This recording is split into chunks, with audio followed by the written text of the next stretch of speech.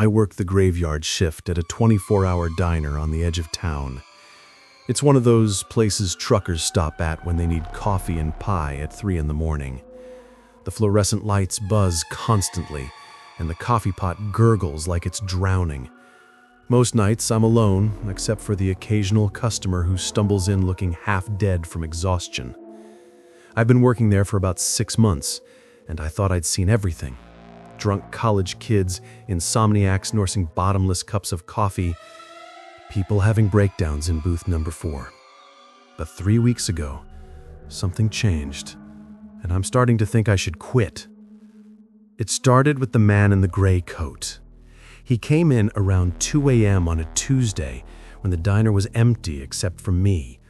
The bell above the door didn't ring when he entered, which was strange because that thing chimes for everyone, even when the wind pushes the door.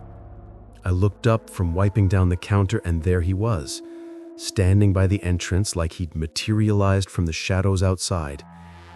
He was tall and thin, wearing this old gray coat that looked like it had been through a storm. His hair was dark and slicked back, and his face was pale in a way that made me think of paper. What caught my attention most were his eyes. They were deep set and seemed to reflect the fluorescent light like mirrors. He sat in the corner booth, the one that faces the parking lot, and ordered black coffee. His voice was soft, but carried across the empty diner like he was speaking directly into my ear. I brought him the coffee, and when I set it down, he looked up at me and smiled. It wasn't a friendly smile. It was the kind of smile that makes your skin crawl, like he knew something about you that you didn't want him to know. He didn't drink the coffee. He just sat there, staring out the window at the empty parking lot. After about an hour, I realized I hadn't seen him leave, but when I looked over, the booth was empty. The coffee cup was still there, full and cold. The next night, he came back. Same time, same booth, same order, black coffee that he never touched. This time, I watched him more carefully. He would sit perfectly still for long periods, then suddenly turn his head toward the kitchen door, like he heard something I couldn't. When I asked if everything was okay, he just smiled that unsettling smile and said, "Just listening." On the third night, I decided to confront him. When he sat down, I walked over with the coffee pot and asked him directly why he kept coming in if he wasn't going to drink anything. He looked at me for a long moment, his pale eyes reflecting the harsh light above us. "I'm waiting," he said simply. "Waiting for what?" I asked. "For the right time," he replied, and then he did something that made my blood run cold. He reached into his coat pocket and pulled out a small leather-bound notebook. He opened it and showed me a page filled with names written in neat, precise handwriting. At the bottom of the list, in fresh ink, was my name. I stepped back, nearly dropping the coffee pot. "How do you know my name?" He closed the notebook and tucked it back into his coat. "I know everyone who works the night shift eventually. This place has a history, you know. People come and go, but some never really leave." I wanted to tell him to get out, but something about his presence made it hard to speak. Instead, I walked back to the counter and pretended to be busy. When I looked again, he was gone, but the coffee cup remained, still full and cold. That's when I started asking questions. I called my manager the next morning and asked about previous employees. She was reluctant to talk at first, but eventually told me that the diner had a high turnover rate for night shift workers. People would work for a few months, then suddenly quit without notice. Some left town entirely. There was this one girl, Sarah. Sweet kid, worked nights for about 3 months. Then one day she just stopped showing up. We found her car in the parking lot with the keys still in it, but she was nowhere to be found. Police said she probably just ran off, but her family insisted that wasn't like her. The more I dug, the more stories I found.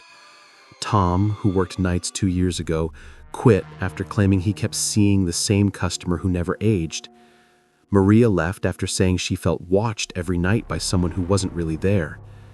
Jake lasted only 2 weeks before packing up and moving to another state. The man in the gray coat kept coming back. Every night at 2 a.m., same routine. But now, he started talking more. He would tell me stories about the previous workers, describing them in detail I found impossible to know. He knew that Sarah hummed while she worked, that Tom always burned the first pot of coffee, that Maria kept a photo of her daughter taped to the register. They were all so dedicated, he would say in that soft voice, working through the night, serving coffee to strangers. There's something noble about night shift work, don't you think? Being awake from the rest of the world sleeps, keeping the light on for travelers. I started researching the history of the building. The diner had been built on the site of an old boarding house that burnt down in 1952. 7 people died in that fire, including the night manager who had tried to wake everyone up. His name was Thomas Gray, and in the old newspaper photo, he looked remarkably similar to my mysterious customer. The dreams started in the second week. I would find myself back at the diner, but it was different. The lights were dimmer, the air was thick with smoke, and I could hear voices calling for help from rooms that shouldn't exist. In these dreams, the man in the gray coat would be there, standing behind the counter like he owned the place. "Your shift never ends," he would say. "Once you understand that, everything becomes much easier." I would wake up exhausted, like I hadn't slept at all. My apartment started feeling temporary, like I was just visiting between shifts. I found myself thinking about the diner constantly, even on my nights off. The fluorescent lights, the smell of coffee, the sound of the bell above the door that somehow never rang for him. Last week, I decided to confront him directly. When he came in at 2 a.m., I was ready. I had printed out old articles about the fire, photos of Thomas Gray, everything I had found. I walked over to his booth and spread them out on the table. "I know who you are," I said. He looked at the papers without surprise, then back at me. "Do you really? You died in the fire. You were the night manager at the boarding house. You never left your post." He nodded slowly. "I tried to save them all. I stayed until the end, making sure everyone got out. But some responsibilities don't end with death. What do you want from me?" He leaned forward, and I could see my reflection in his pale eyes. "I want you to understand what it means to truly serve the night shift, to be there for people when they need you most, to never abandon your post." That's when I realized the truth. The other workers hadn't quit. They hadn't run away or moved to other cities. They had joined him, become part of whatever he was, dedicated to serving the endless night shift that exists between life and death. "Sarah still hums while she works," he said softly. "Tom finally learned to make perfect coffee. Maria talks about her daughter every night. They're all here, in their own way, keeping the light on." I tried to run, but my feet felt like they were stuck to the floor. The diner around us began to change, the modern fixtures fading to reveal older, more damaged walls. I could smell smoke and hear distant voices calling for help. "Don't fight it," he said. "You've been feeling it for weeks. The pull of the night shift, the sense that this is where you belong. Some people are meant to serve others even after their time should be up."